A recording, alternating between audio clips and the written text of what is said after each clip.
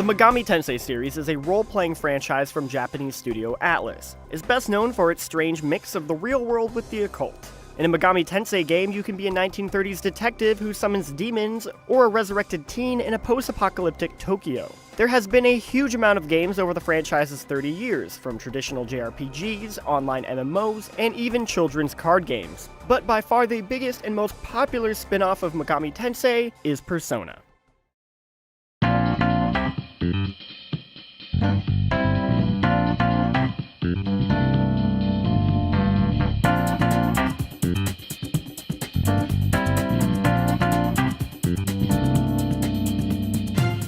Despite always having bizarre plots involving demons, schools turning into labyrinths, and sticking your head inside a TV, Persona is a series that's grounded itself with believable characters who have very relatable problems. The way these games realistically portray the lives of Japanese high school students, despite its more fantastical elements, is a huge draw for many of its players. With Persona 5 finally here, it's worth taking the time to look back on this beloved series. This is the history of Persona.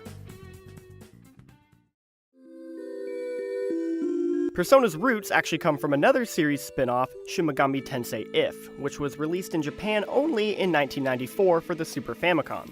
If is a game about a high school student whose school becomes infested with demons. It was a well-received game, in particular for its high school setting, and prompted Atlus to begin work on a sub-series specifically focusing on young adults. The project was led by producer Koji Okada, who had worked on a number of Megami Tensei titles. Character designer was Kazuma Kaneko, co-founder of Atlus, whose work on practically every mainline Megami Tensei game has made his style synonymous with the series. Newcomer Satomi Tadashi came in as writer. The game was composed by multiple people, notably Shoji Meguro, who has since worked on almost every Persona game. The game, Megami Ibunroku Persona, which translates to Goddess's Odyssey Persona, was released on the PlayStation in Japan on September 20th, 1996, and North America that November under the name Revelations Persona.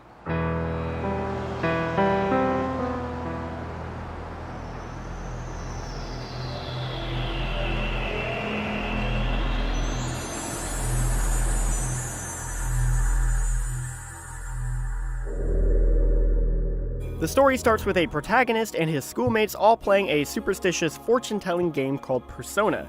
This causes them to enter the realm of the deity Philemon, who grants them the power of Persona, which is a physical manifestation of their psyche that can punch demons. Just in time too, because shortly after their town is invaded by demons and it's up to the group to save everyone.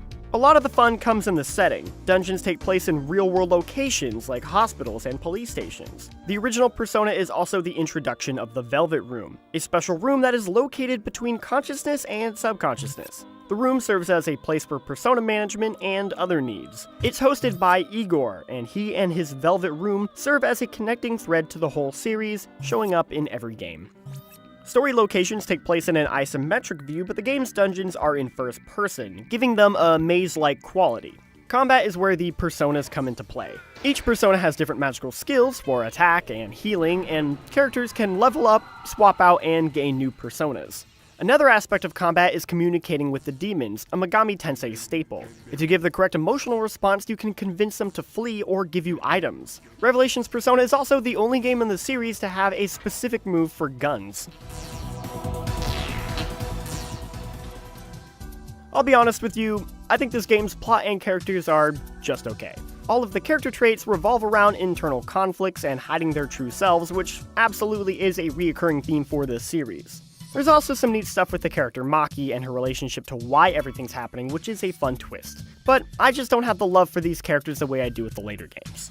Revelations Persona was the first role-playing entry in the Megami Tensei series to see a Western release, and unfortunately it is also a prime example of bad 90s localization. All of the references to the game taking place in Japan were removed, and many of the personas were given new names. Every character was also renamed, as well as several changes to characters' appearances. I'm not gonna touch that. For reasons never officially stated, one of the game's alternate story routes, the Snow Queen quest, was removed. The game absolutely has its charms though. The staff put themselves in the game as minor characters, which is a lot of fun. The best example being the writer Satomi Tadashi's name on the pharmacy, which has its own jingle.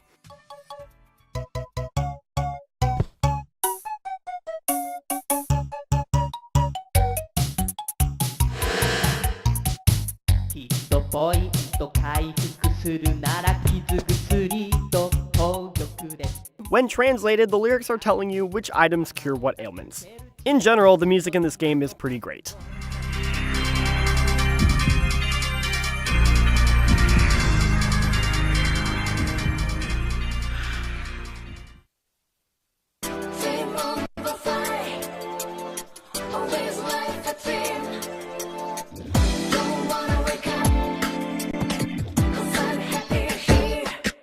Off the success of Persona 4, a port of the original came to the PlayStation Portable in 2009, named Shin Megami Tensei Persona.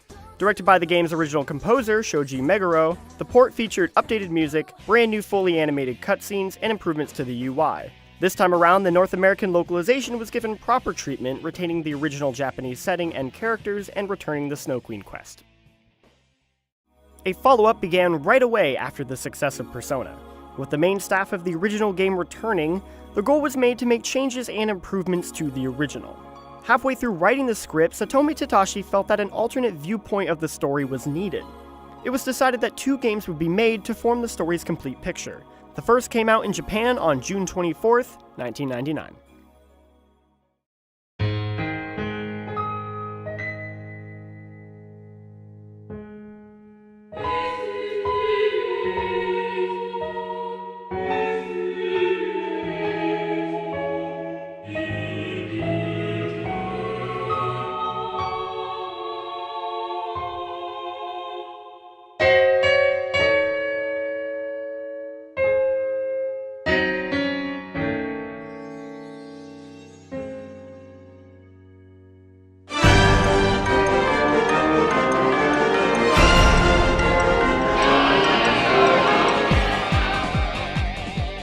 Persona 2 Innocent Sin follows character Tatsuya Suo and his group of friends whose school, Seven Sisters High School, is threatened by the mysterious Joker. Once again, Filemon shows up to grant the party their personas, at which point the game increasingly escalates with masked cults, aliens, and even Hitler. One of the game's central themes is the idea of rumors coming true, and you can even use this as a gameplay mechanic, spreading rumors for your own benefit. It may sound ridiculous, but the story of Innocent Sin is fantastic, and that's due to the characters and their personal stakes in the plot. The cast is all new with the exception of Yukino Mayuzumi returning from the original. This is where Persona as a series really started to come into its own in creating a diverse and memorable cast whose problems weave into the plot in unexpected ways. Innocent Sin is one of the darker Persona games in plot and tone, focusing on some heavy subject matter, but of course it isn't without its lighter side as well.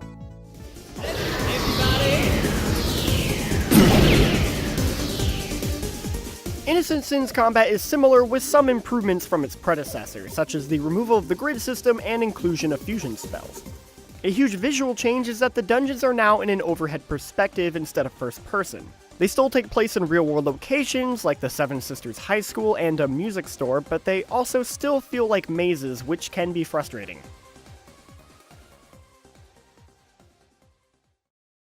Even though you've been seeing English text this whole time, that's because I'm showing a fan translation of the game. Persona 2 Innocent Sin's original release never came out in North America. The reasoning for this isn't fully clear. Originally, it was stated that it was over controversial content like Adolf Hitler and swastikas, although later, Atlas staff has said that it was due to a shortage of resources. Off the success of Persona 1's PSP port, Innocent Sin got its own in 2011 with a proper North American release. It's a great port. The combat is given some added accessibility, and even some new content like a quest that takes place in Karukazaka High School, which is the setting for Shin Megami Tensei If. There was also a lot of work put into a brand new opening for the game. Persona 2 Innocent Sin was a huge success, but the story was only half finished.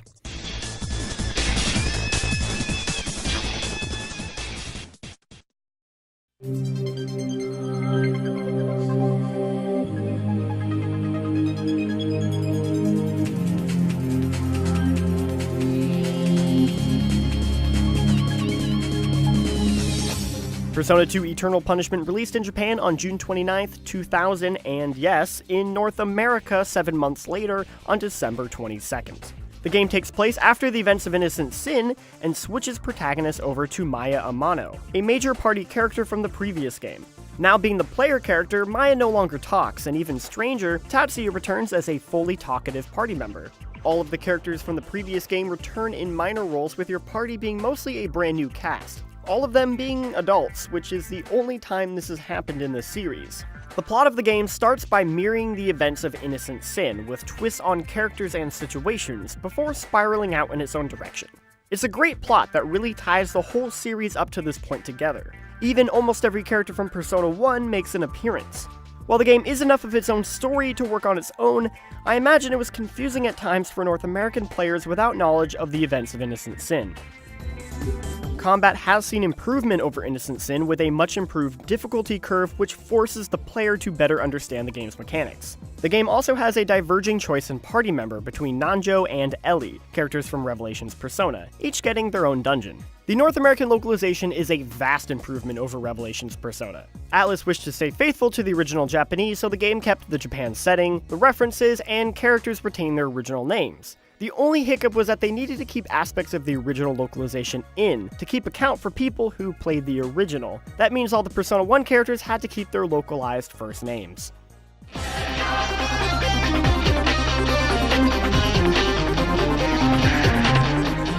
Eternal Punishment also got a PSP port in 2012, but in a bizarre twist of fate, there is no North American release. The reason cited was unusual circumstances. As compensation, the PlayStation 1 version was made available on digital for the PS3, PSP, and Vita. It's a real shame, though, that North American players have no way of experiencing the Persona 2 duology in a simple, continuous way, especially since many fans consider it to be the series' best story. The development of the next game, Persona 3, wouldn't start until 2004. Character artist Kazuma Kaneko handed over the position to Shigenori Soejima, who had worked on minor character designs for the previous games. Katsura Hashino came on as lead director, and Shoji Meguro returned, this time as the game's sole composer. With new creative leads in charge, they wanted to create something both faithful to the fans, but also push the series forward. When Persona finally made its return in 2006, it came with some big changes.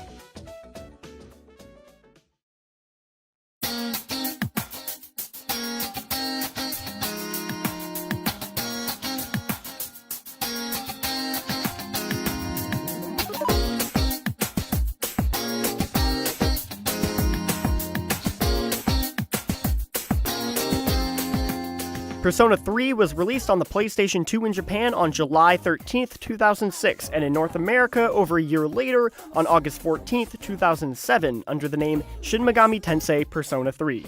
You play as, insert protagonist name here, a transfer student who begins attending Gekkoukan High, and then awakens to their persona, after which they are asked to join a secret group of students who use their personas to fight monsters known as shadows and discover the mysteries of the Dark Hour. Oh, and you summon your persona by shooting yourself in the head in this one.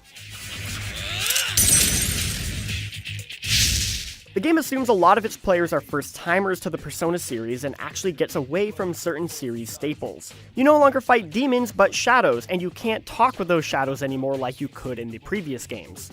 Characters like Filemon don't make an appearance, but his iconic butterfly is present throughout the game. Outside of Igor and his Velvet Room, none of the cast of the previous Personas return, but they are given some fun references. But that's okay, because Persona 3 has an awesome cast of new characters, and the game's new social link system lets you interact with them more meaningfully. So the game's biggest change is that it works on a day-by-day calendar system, with the whole game taking place over the course of a year. During each day, you get to decide how you will spend your time. Will you study to improve your academics, or sing karaoke to improve your courage? The real meat is spending time with the different people you meet. Each character has their own storyline to see through, and you have to choose who you want to spend time with. And increasing their social link has tangible benefits in the combat, granting you bonus XP when creating personas. The calendar structure plays into the combat as well, with each story boss fight happening during the full moon. Persona 3 is the first and only game in the series to feature one long dungeon rather than a series of shorter dungeons. You return to the massive Tower of Tartarus frequently throughout the game, traversing its randomly generated floors, leveling yourself up. This is one of the weaker points of the game. While the idea of a reoccurring dungeon is neat, the tedium of it does set in. Something that really makes Persona 3 stand out, though, is its sense of style, which the game has in spades. The cool blue animated menus and the game's jazzy tone give it a wholly original feel that really stands out.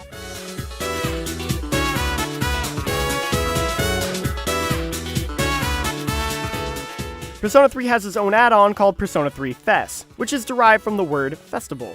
In Japan, it had both a standalone expansion and a version that combined it with the base game, the latter being the one that came to North America. Fest adds new content to the base game, such as new personas, new quests with the character Elizabeth, new costumes, a hard mode, and some other tweaks. The big addition was The Answer, a 30-hour-long epilogue to the game where you get to play as character Aigis and get a new party member named Metis. The added story is good, but The Answer was combat-focused and straightforward, lacking any of the daily calendar events or social links. Unfortunately, without these elements to counterbalance the dungeon grinding, The Answer is a slog to get through. Persona 3 got one more version in Shin Megami Tensei Persona 3 Portable, released in 2009 in Japan and 2010 in North America. Released on the PlayStation Portable, P3P reduces the presentation down a lot, replacing character movement to a cursor, with the exception of Tartarus. The game feels a lot more like a visual novel in this way, especially during the social links. The Answer epilogue isn't present either. What it gained, though, is a playable female protagonist. This alternate player character doesn't just mix up dialogue, but all the social links have been heavily changed or completely replaced with new characters, which makes a large portion of the game feel brand new for returning players. Elements of Persona 4 were incorporated in both the social aspect and combat, such as allowing for direct control of your party members. It's a real shame that Persona 3 Portable loses so much of its presentation and the Answer epilogue because the improvements to gameplay and the added female route would otherwise make it the best version of Persona 3. Development on the next entry began shortly after the release of Persona 3 with the same development team. While not a drastic reworking of the series the way 3 was, Atlus wanted to improve all the gameplay and story elements to make sure the game didn't feel like a retread. A big way of doing this was the shift from the city environments of previous Personas to a rural countryside setting, with the story taking heavy inspiration from the murder mystery novels of Sir Arthur Conan Doyle, Agatha Christie, and Seishi Yokomizo.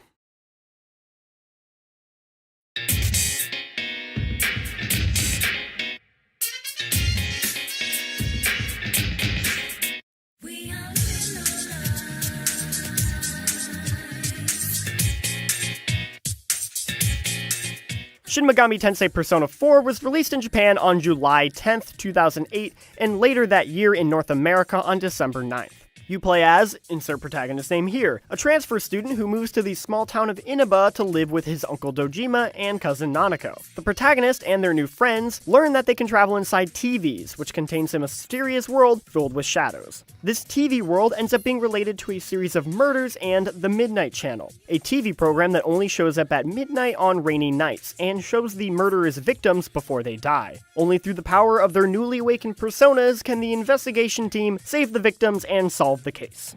Persona 4 makes a ton of improvements off of Persona 3. The game has returned to the multiple dungeons of earlier games, each with fun settings specific to characters. Stuff like a castle, bathhouse, strip club.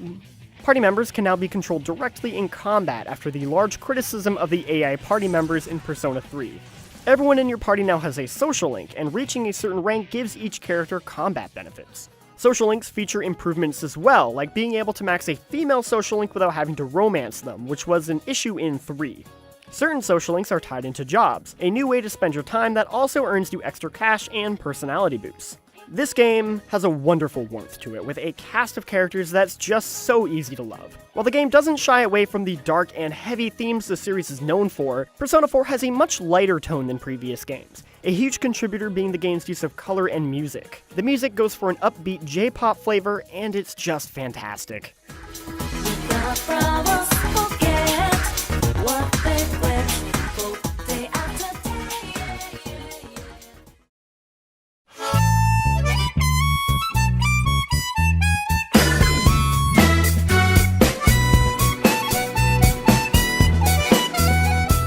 In 2012, the game got its own enhanced version for the PS Vita, known as Persona 4 The Golden in Japan, and just Persona 4 Golden here in North America. The port adds a ton of new content, including new music, a new character, social links, a bunch of added events, a whole extra month to the game, a short epilogue, and other stuff. There was some slight controversy with some fans over certain character voice changes, specifically Chie. The role went to Erin Fitzgerald since the original voice actress Tracy Rooney retired. While I understand the dislike for a change in VO, I personally think Erin does a great job capturing Chie while still putting her own spin on it, and I say this as a huge Chie fan. Even so, few deny that Persona 4 Golden is an amazing package and the version of Persona 4.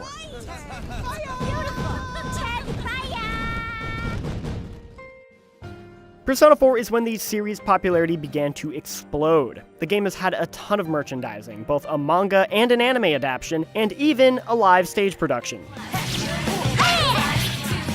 There has also been several spin-off games. The first came out in 2012 with Persona 4 Arena, or as it's known in Japan, Persona 4 The Ultimate in Mayonaka Arena. Arena is a fighting game, and weirdly, a direct canonical sequel to both Persona 4 and Persona 3. The game is a joint collab between Atlus, who worked on the story, and Arc System Works, known for their anime fighters like Guilty Gear and BlazBlue. The story stars the whole cast of P4 along with several characters from P3 and newcomer Labris. The story mode plays out like a visual novel, with each character getting their own story. It's strange, but also a ton of fun for longtime fans. The actual fighting game is really good. It's a simplified 4-button fighter where each character uses their personas for moves and combos. I personally think it's a great fighting game. Arena got itself a sequel in 2014 with Persona 4 Arena Ultimax, or as it's known in Japan, Persona 4 Ultimax Ultra Suplex Hold, which is just an amazing name. Ultimax's story wrapped up the narrative started in Arena and added the rest of the Persona 3 cast to the roster along with a couple more Persona 4 characters.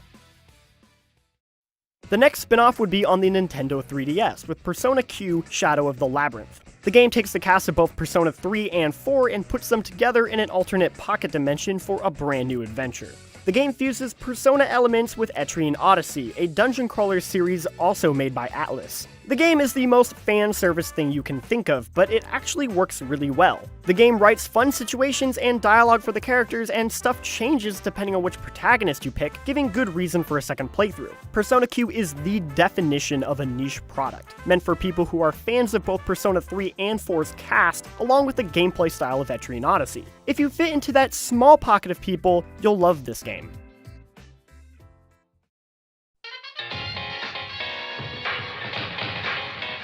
Here's another one. And to cap it all off is Persona 4 Dancing All Night, a rhythm game released for the PS Vita in Japan on June 25th, 2015, and in North America on September 29th. Once again, continuing the canonical adventures of the Persona 4 crew, they must save a group of idols from shadows using the power of dance. Okay, you know what? This is actually the most fanservice-y thing I can think of. The game is actually pretty enjoyable, offering some really great remixes of Persona 4 tracks, and it's cool seeing these characters rendered in high-res models. And now, finally, we come to Persona 5. The game has slowly been in the works since the release of Persona 4, but full development didn't start until after the release of Catherine, which the core Persona team worked on. Created from the ground up for HD consoles, the game's art style fully embraces a 3D look that gives the game a style all its own. The game was released in Japan on September 15th, 2016, and in the rest of the world on April 4th, 2017. Persona 5 in a lot of ways takes the best elements of each game in the series. It goes back to the roots of the older games, returning elements like fighting demons instead of shadows and letting you talk to them again in battle. It even brings back the guns from Persona 1, but it also carries forward the calendar system and social aspects of 3 and 4, as well as taking the stylish tone and graphical menus and cranking it up to 11. Our reviewer Lucy James gave the game a 9 out of 10, saying, "There's an overwhelming level of artistry in every part of Persona 5, making it a truly standout entry in the series. It's a refined, effortlessly stylish RPG that will be talked about for years to come."